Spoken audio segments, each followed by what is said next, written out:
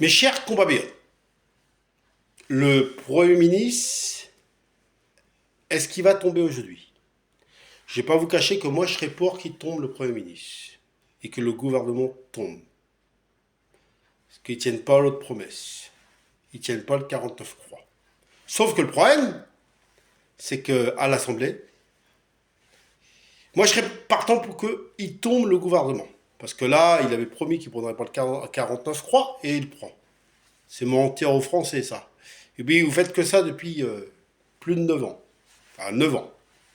À peu près. Et du coup, le gouvernement se moque de nous.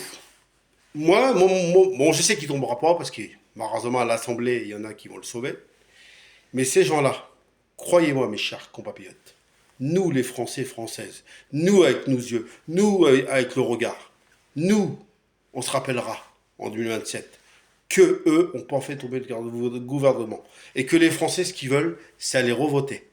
Et que l'Assemblée soit refaite à zéro, vous m'avez compris, et qu'on revote. Et nous, on s'en rappellera qui pense qu'à eux. Et nous, on s'en rappellera. On n'oubliera pas. Et en 2027, on les aura.